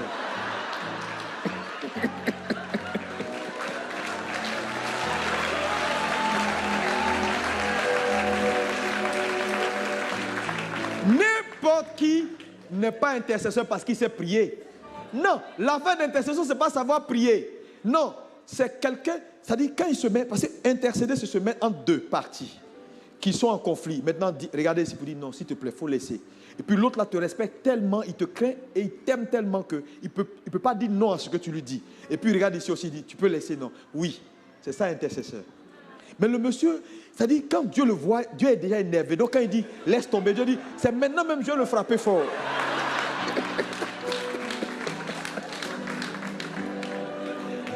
Donc il faut checker vos intercesseurs. Alléluia. Parce que les gars, ils intercèdent depuis, on ne voit pas clair. C'est-à-dire, plus ils intercèdent, plus c'est compliqué. C'est-à-dire, l'argent même qui doit entrer n'entre pas. Mon ami, ton intercession là, c'est pas clair. Alléluia. C'est pourquoi un véritable intercesseur doit avoir une vraie communion avec Dieu.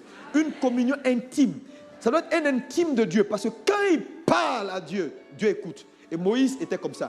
Quand Dieu est fâché et que Moïse apparaît, la colère de Dieu s'apaise pour dire, Moïse, qu'est-ce qu'on fait encore? Il dit, non, laisse tomber, s'il te plaît. Si tu ne laisses pas, il faut me taper, tue moi-même. Dieu dit, non, non, toi, je ne peux pas te toucher. Bon, ok, je laisse tomber. Mais quand lui, il a eu des problèmes, le peuple même, ils étaient déjà très rebelles. Donc, il ne pouvait même pas même dire, s'il te plaît, Moïse. Dieu a dit, c'est vous qui me demandez? Vous comprenez? Alléluia. Dis à quelqu'un, j'ai besoin de ton aide.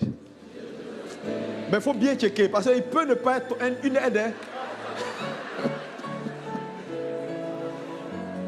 Moi, n'importe qui ne prie pas pour moi. Non, les petits groupes ont dit non, on va prier pour le pasteur. Moi, ceux qui prient pour moi, ma femme, parce que je la connais. Et puis les gens que je connais. Non, sinon n'importe qui ne prie pas pour moi.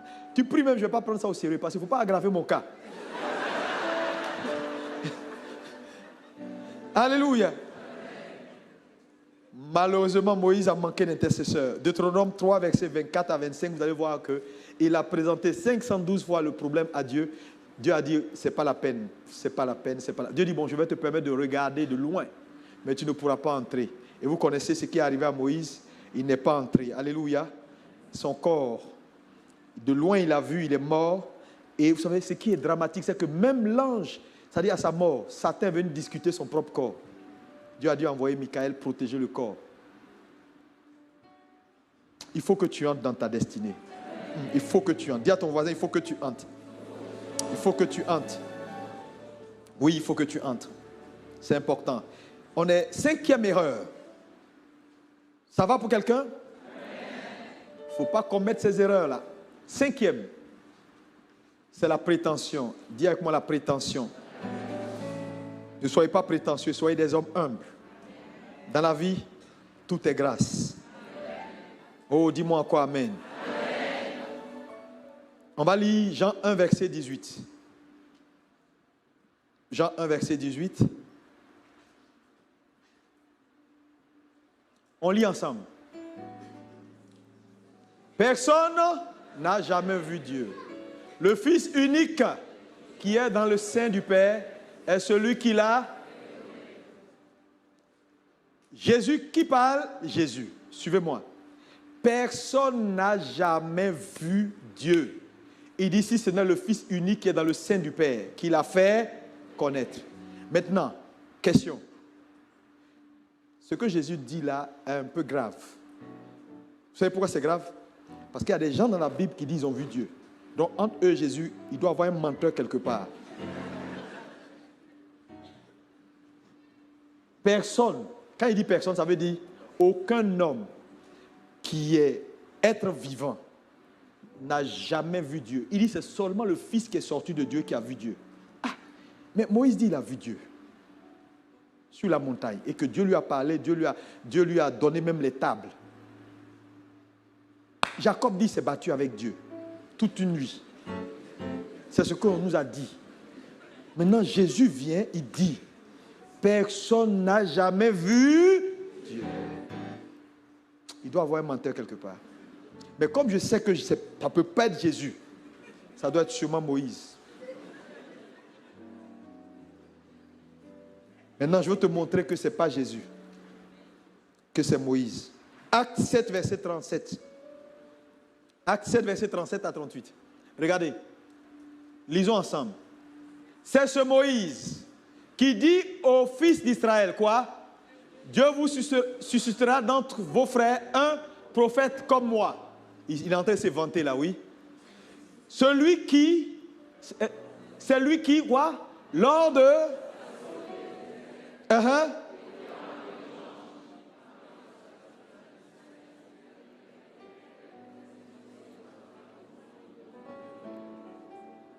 Qu'est-ce qu'il a dit?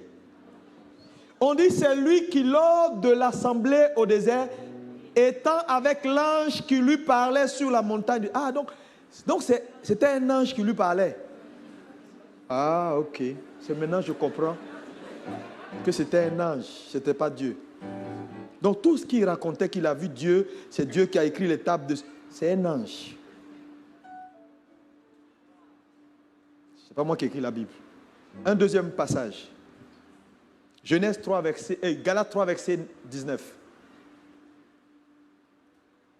Galates 3, 19. On lit ensemble. Pourquoi donc la loi? Elle a été donnée ensuite à cause des transgressions jusqu'à ce que vint la... Oui, elle a été promulguée par qui? Ah, donc elle a été promulguée, écrite par des anges. Ok, je comprends. Tu comprends maintenant que ce n'était pas Dieu, que c'était des anges. Maintenant, dites-moi Amen. C'est normal que les gens aient une impression qui ne soit pas la bonne. Jacob, il a combattu avec Dieu. Est-ce que c'est vraiment Dieu? Non, c'était un ange. Maintenant, tu me diras, mais pasteur, ce que tu dis est grave. Ok, regardez ici. Ça, c'est mon ombre. Qui voit mon ombre? Vous voyez mon ombre? Maintenant, imagine que je me cache, tu ne me vois pas. Et puis, on te demande de me décrire par mon ombre. Dis quelle couleur est mon costume, quelle couleur est ma cravate et comment je suis. Regarde mon ombre et fais la description. Est-ce que tu peux? Pourquoi? C'est opaque. Tu peux, si tu dois faire une description, me décrire à partir de mon ombre, tu peux même me donner une barbe alors que je n'ai pas de barbe. Vrai ou faux? Mais quand je vais apparaître, tu vas dire, ah, je me suis trompé. Mais pourquoi tu t'es trompé? Parce que tu as regardé à l'ombre. Et l'ombre ne peut pas traduire la véracité de ce que je suis. L'Ancien Testament était l'ombre.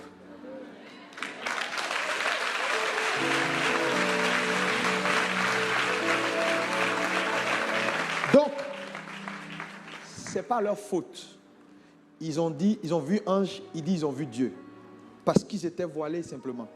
Et la Bible dit c'est en Jésus que le voile est ôté. Maintenant, le patron est là. Parce que entre moi et mon ombre, pour mieux me connaître, c'est à moi il faut regarder. L'Ancien Testament est l'ombre. Jésus est la réalité. Il dit, personne n'a jamais vu Dieu. Donc tous ceux qui disent ont vu Dieu, même si c'est écrit noir sur blanc dans l'Ancien Testament, ils sont des menteurs. Ils n'ont pas bien vu.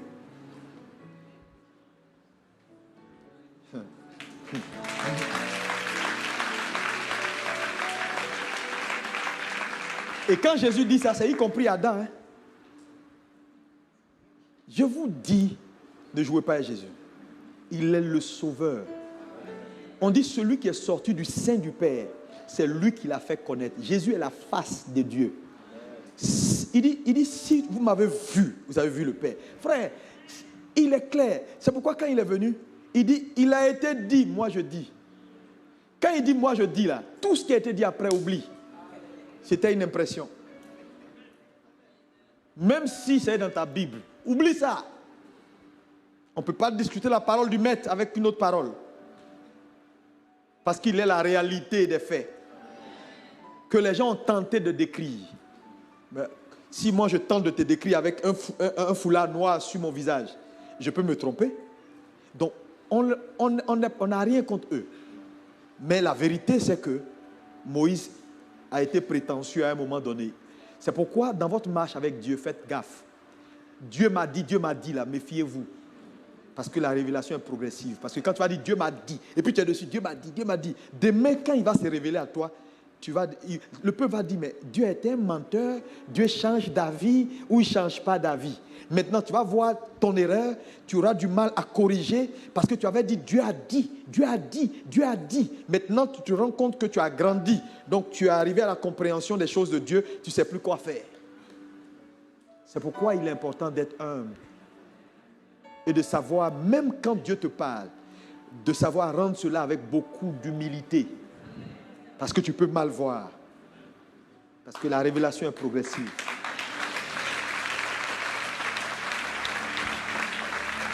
Imaginez-vous, si Moïse était là aujourd'hui, il aurait dit quoi? Il dit, j'ai vu Dieu. Maintenant, voilà le problème, c'est compliqué. Maintenant, il ne sait plus. Jésus a dit, personne n'a vu. Mais entre les deux paroles, tu prends quelle parole? Tu prends pour Jésus ou bien tu prends pour Moïse? Mais à la montagne de la transfiguration. Non, pas à la montagne. Oui, quand ils sont arrivés à la montagne de la transfiguration. Mais je vous dis une chose, hein, Moïse est entré au ciel. Hein. La preuve, c'est qu'il est apparu à la montagne de la transfiguration. S'il n'était pas entré au ciel, il ne serait pas apparu là-bas. Maintenant, quand il est apparu, avec qui? Élie, Moïse. Maintenant, Pierre dit quoi? Waouh! On a la loi, on a les prophètes, on a la grâce. On va rester ici, on va faire une tente parce que toute la Bible est réunie. Dès qu'il a dit ça, qu'est-ce qui s'est passé? Moïse a disparu, Élie a disparu, et le Père dit, tous ces gars-là, ne les écoutez pas. C'est celui-là qu'il faut écouter. Je ne sais pas ce qu'il a écrit. Ou bien tu n'as jamais lu ça. Dès qu'ils ont disparu, une voix se fit entendre du ciel. C'est celui-ci est mon fils bien-aimé. C'est lui-là qu'il faut écouter. Écoutez-le. Ça veut dire les autres qui sont partis là, ils avaient juste une idée de moi. Laissez-les. Voilà.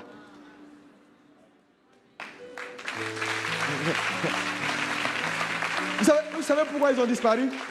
Ils ont disparu parce que Pierre voulait en faire quelque chose que eux-mêmes disent, quand le patron est là, ton affaire donc a fait tant. Parce que nous, tu nous as vus là, oublie ça, le patron est là. Attends, mec, il a quitté là, je ne cherche pas par là. Et ils sont partis. Et le Père a attesté. Quelqu'un me dit Amen. Amen. Écoutez Dieu. Écoutez le Seigneur. Amen. L'ombre reste l'ombre. Ce n'est pas mon sujet aujourd'hui. Mais je voulais encourager quelqu'un à être humble dans sa marche avec Dieu. Il y a des choses que tu vas comprendre d'ici 5 ans dans ta marche avec Dieu. Toi-même, tu vas regarder tes anciennes prédications et puis tu vas dire, ouh, ça c'est moi ça. Mon Dieu, mais je t'aime, menteur. Mais tu seras honnête avec toi-même parce que tu vas voir que les choses évoluent. C'est pourquoi il ne faut jamais être catégorique. Il faut toujours faire confiance en Dieu pour dire, voilà ce que je ressens dans mon esprit que le Seigneur me donne. Voilà. Maintenant, avec le temps, alléluia, l'humilité. L'humilité précède la gloire. Est-ce qu'on peut me dire Amen? Est-ce que quelqu'un peut acclamer Jésus?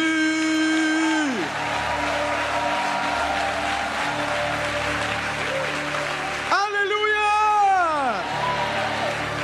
Qui est béni? Nous allons prier. Je veux qu'on prie. Je veux que tu pries pour ta vie. C'est tellement important ces points-là qu'on vient de voir. Vous savez pourquoi? Il s'agit de certaines erreurs qu'on peut commettre facilement. Tu ne dois pas avorter ta destinée, tu n'avorteras pas ta destinée. Tu vas te lever et tu vas lever les mains vers le ciel. Tu vas parler à Jésus. Tu vas prier pour chaque point. Tu vas prier pour les fondements de ta vie. Tout ce qui est cyclique est un problème de fondement. Tout péché qui est cyclique dans la vie d'un homme est un problème de fondement. Tu vas prier. S'il y a des péchés qui te fatiguent, qui reviennent chaque fois, tu vas demander la grâce du Seigneur. Tu vas prier également pour ne pas déplacer les bords. Tu vas prier également pour la cellule familiale, pour ta famille, pour l'éducation des enfants. Tu vas prier également pour que Dieu t'aide à transmettre ce qu'il a investi en toi. Et tu vas prier pour garder l'humilité afin de continuer ta marche. Prions le Seigneur. Parle à Jésus. Prie, prie, prie, prie, prie, prie.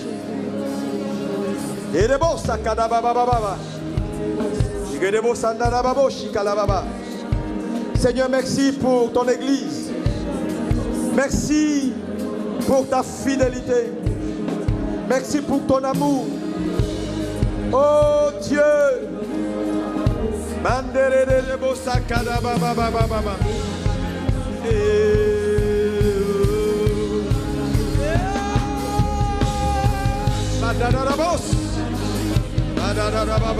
Seigneur, ce matin, je voulais te dire merci pour ta parole. Merci de nous aider, Seigneur. Aide-nous, Seigneur. Aide-nous, Seigneur. Je t'en supplie, Seigneur. Aide-nous, Seigneur. Oh Dieu, toi, le Dieu Tout-Puissant. Seigneur, aide-nous à veiller sur nos fondements. Oh Dieu, tout ce qui a combattu nos pères, nous déclarons, Seigneur, oui, Seigneur, que ces choses soient loin de nous. Seigneur, épargne-moi, Seigneur mon Dieu, des mauvais fondements. Oh Dieu, aide-moi à respecter les anciens. Oh Seigneur, à respecter ta parole. Oui Seigneur, à ne pas déplacer les bancs. Ce que la Bible me demande, aide-moi à le faire. À faire le ministère en respectant les règles de jeu. Parce que ce n'est pas moi le juge. C'est toi le juge. C'est toi le juge. Pakadababos.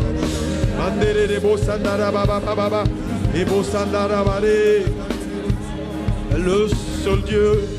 Et bien avant le mort, assis sur le trône. Parle à Jésus. Tu es le seul Dieu. Et dans les mauvais jours, assis sur le trône. Assis sur le trône. Hey! Et bien avant le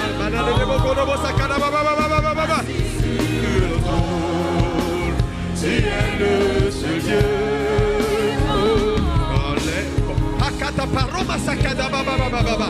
Éternel Dieu d'Abraham, Dieu d'Isaac, Dieu de Jacob. Merci pour chaque vie en ces lieux.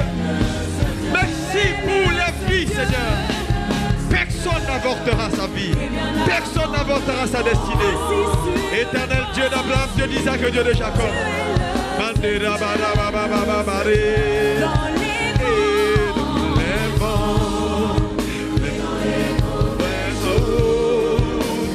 Assis sur le trône, tu es le seul Dieu. Oh mon Dieu, lève la main droite vers le ciel et mets l'autre main ici sur ta poitrine. Tu vas prier pour ta vie, pour ton cœur. Tu vas demander l'aide du Saint-Esprit. Tu dis, Seigneur, durant mon parcours et mon voyage sur la terre des hommes, aide-moi à être sage.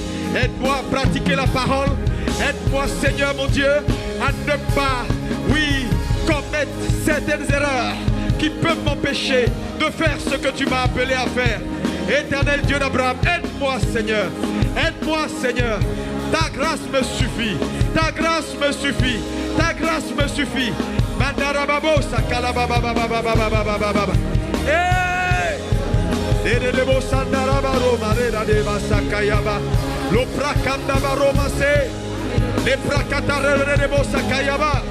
Jesus, donne-nous de la longévité dans le ministère. Oh Dieu d'Abraham, donne-nous de te servir avec un cœur droit, un cœur loyal. Des hommes et des femmes qui te craignent. Des hommes et des femmes, Seigneur, qui t'aiment réellement, Seigneur. Dans cette génération où les choses vont dans tous les sens. Aide ton église, Seigneur. Aide ton église, Seigneur. Hey! Nous ne voulons pas être disqualifiés, Seigneur. Après avoir prêché à plusieurs. Oh!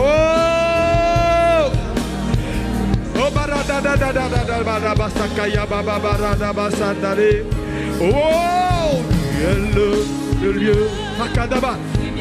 Avant le temps, Tout le monde assis sur le trône.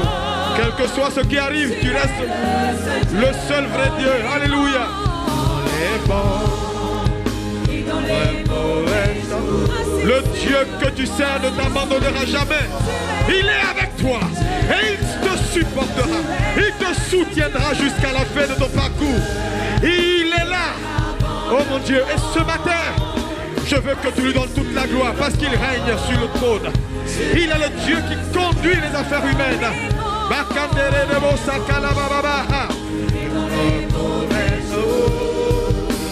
Assis sur le trône, tu es le seul Dieu. Nous allons faire une prière. Nous allons faire une dernière prière. Je veux qu'on prie ensemble pour notre pasteur, le pasteur Yvan Castano. Vous savez, il est notre pasteur à tous. C'est une locomotive dans cette francophonie et un général que Dieu est en train de susciter pour les nations pour que plusieurs voient la lumière. Que Dieu soit avec lui. Que Dieu le soutienne. Nous nous tenons debout pour lui et avec lui. Élevons la voix. Que Satan échoue dans toutes ses tentatives. Au nom de Jésus, contre lui et sa famille. Hey!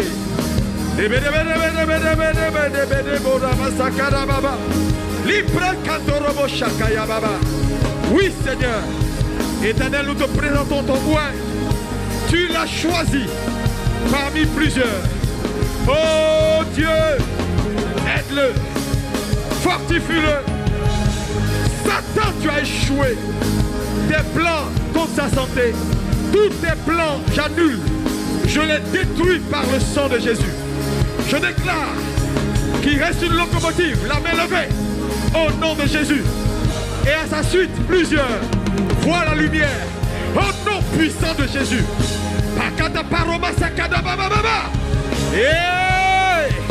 Power. Je te confie sa famille, Seigneur. Garde-les dans le creux de tes mains. La puissance de Dieu dans ses allées et ses venues, couvert par le sang de Jésus. Le sang de Jésus. Le sang de Jésus. Merci, Saint-Esprit. Que la gloire te soit rendue. Merci pour ta fidélité. Nous te bénissons, Seigneur. Bénis le nom de Jésus. Bénis le nom de Jésus. Jesus. Dans les bons. Bori Masakaya.